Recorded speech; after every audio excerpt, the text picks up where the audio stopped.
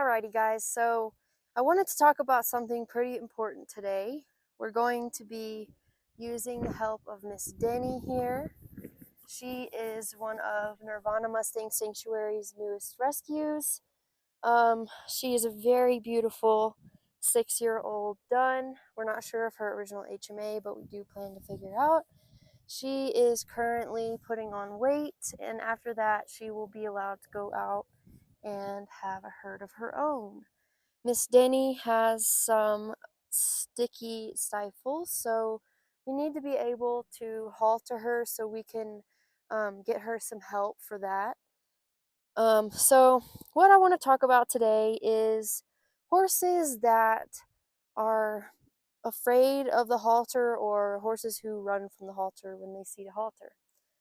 So as you can see, Miss Denny is super sweet. She will follow you anywhere.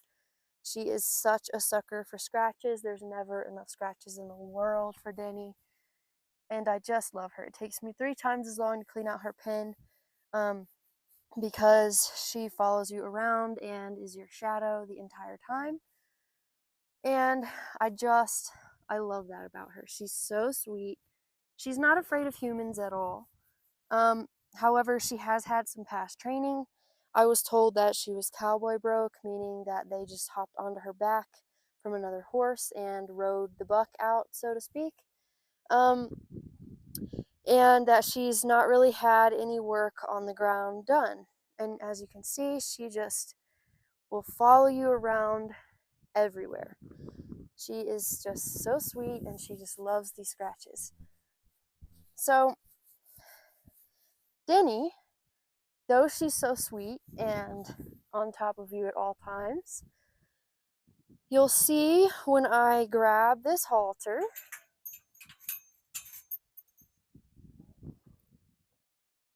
she no longer, well, now she's going to come over today and be brave. Good job, Denny. Alright, well, let me get turned around here so I can show you guys. So in the past, when I pulled out this halter, we've done one session, so you can see how effective it is. She has ran and put her face in the corner. So what I have done to help her is, we've done one session. I laid the halter on the ground, and I just asked her to sniff the halter.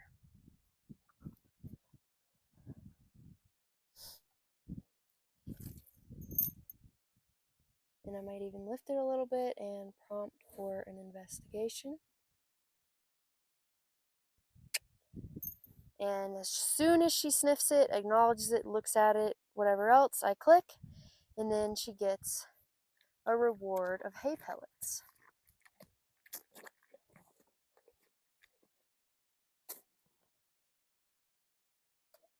She is so spitty. Okay, now positive reinforcement training is a fantastic fix to any of your problems you're having with your horse. I promise, if you've got a problem, you can fix it with positive reinforcement. Like I said, before the first session we did with this, I picked up the halter and she went to the other side of the pen, stuck her head in the corner and turned her butt to me. Didn't want anything to do with this halter. This is the second session. I guess I should have recorded the first one. My bad. I'll do that next time with the next problem we've got with some of these guys. And you just see how reinforcing them and offering them a positive reward, back, back, back. Okay, now we're going to get the butt. Let's see. We can bring her on around and have her touch the halter.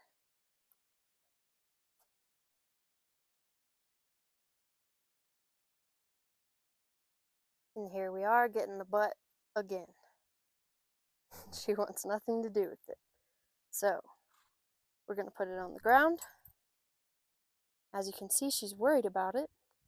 There, she looked at it, so I'm going to click and she'll get her hay pellet reward.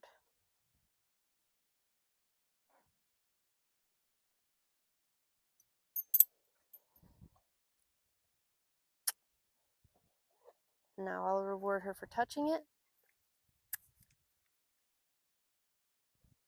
You can see her sticky back in. The horse would normally not be standing like that, but she's got a lot of stifle pains that make her do funny things.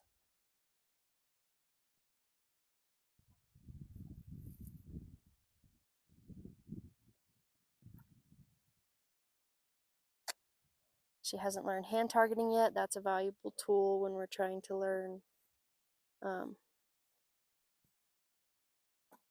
positive reinforcement type things.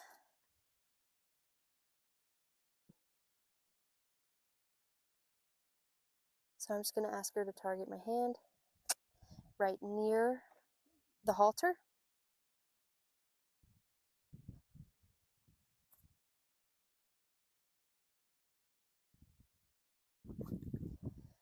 You want me to do it from this side? Let's see if I can walk over here. You're going to cut me off? Okay, let's go back this way. You've only had Denny for about a week and a half. But she's already starting to put on a little bit of weight. We got her wormed. And overall, she's doing a little bit better. We are getting a little bit of weight on the top line up here already. So I think she's going to be a pretty easy keeper when someone's not stealing all of her food. I think the mare she came here with was definitely stealing a lot of Denny's food. Good.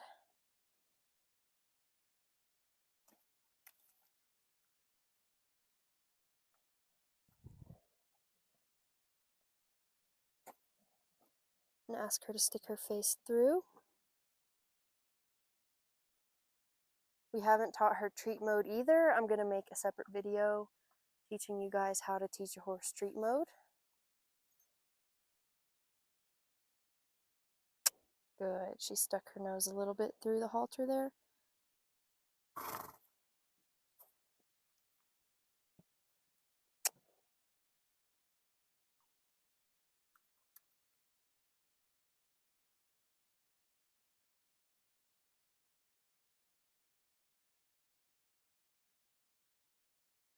Very good.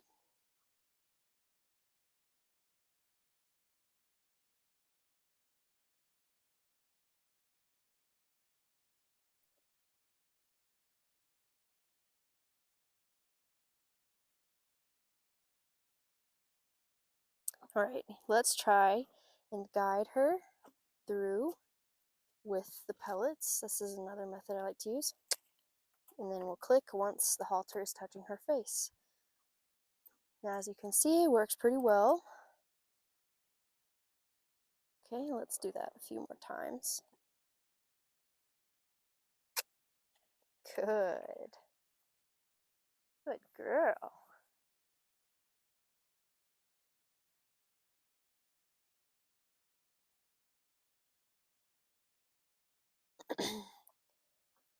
Okay, let's see if we can actually guide her through the noseband here. Good. And just like that, she's no longer running from the halter, and she is willingly sticking her face in. And you can transition this in the future where you don't have to use treats. Good. So don't think that you have to rely on food forever. Food is just really awesome at rewiring the horse's neural pathways in the brain to think that these kinds of things are fun and rewarding instead of scary. So we use it as a wonderful tool. Good. Now she's a little bit unsure, so we'll just ask her to stick her nose through.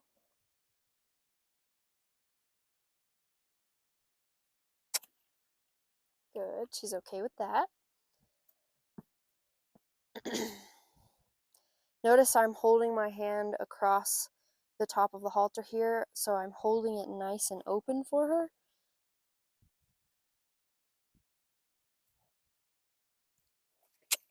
Very good. And the repetition of the halter going on and off and on and off and on and off is very good for her. a lot of times we'll halter our horse and we leave the halter on until we're done doing whatever torturous task we're doing with them that day, whether it's making them work excessively or whatever else. So it's good to have repetitions where we move it off and on repeatedly. It teaches them that it's not a bad thing, it's not going to be on them permanently, and they don't have to feel worried about it because it's going to come right back off after it goes on. Very good.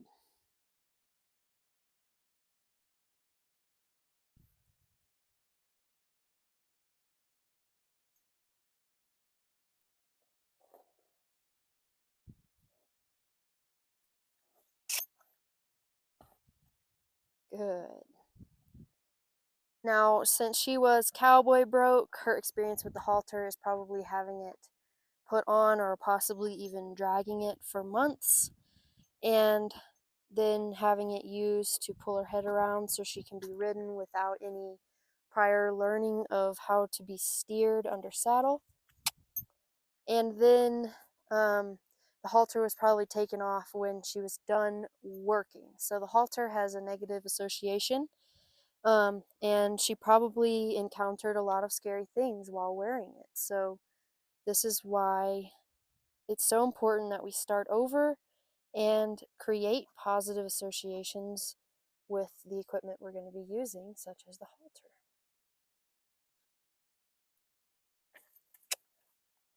Good.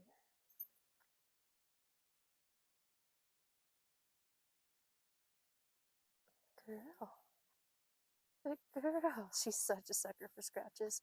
Normally that would be a stress indicator to me, but I've been scratching on her for 2 weeks now, and she definitely just likes to arch her neck into the scratches like this.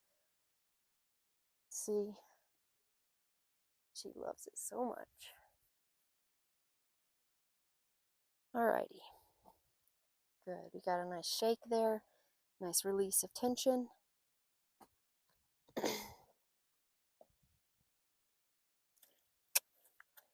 Good. The noseband went all the way over that time.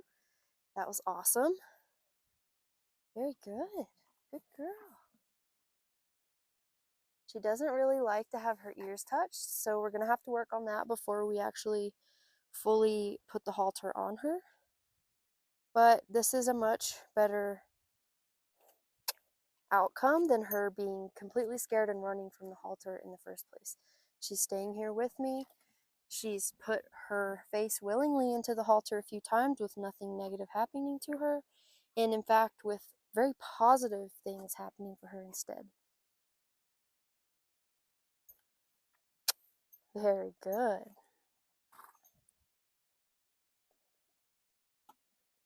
We'll just do a few more repetitions and that'll be all for today's session. Good. Now it's okay that she's jerking her head out. She's fighting with those negative associations with this halter, and it does take some time to rewire them.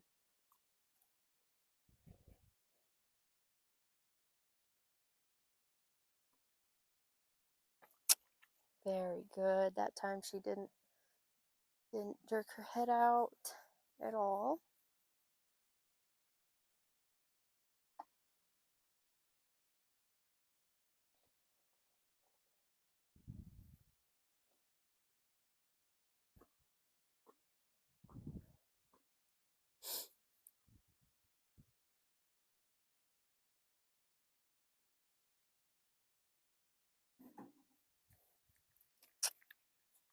Very good.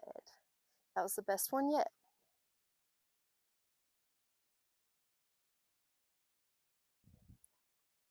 All right, let's see if we can get one more really good rep here. Oh, all right, we don't want to end on that one where she's feeling a little afraid and jerking her head out. We want to end on one where she feels really confident. Just like that. Very good. All right, and that is how I get a horse who is scared or runs from the halter to not be scared and not run from the halter. create positive associations with your equipment, and you won't have to worry about your horses being afraid of it. All right, we'll see you guys in the next video. Across America, wild Mustangs are losing their freedom at an unprecedented rate. In 2022 alone, 15,000 Mustangs were torn from their homes. Of the 3,000 Mustangs lucky enough to be adopted each year, many will end up in kill pens waiting for someone to save them before they board a truck to Mexico to be slaughtered. These beautiful animals deserve so much better, and you can help them. I'm Courtney Hardy, the founder of Nirvana Mustang Sanctuary. We have lots more land available that is already dedicated to these Mustangs who deserve a second chance. But the property is currently fenced with barbed wire, which is not safe for wild Mustangs. We need your help to replace this old barbed wire with strong 6-foot-tall Mustang-safe fencing, like the fences you see here used in our initial pasture.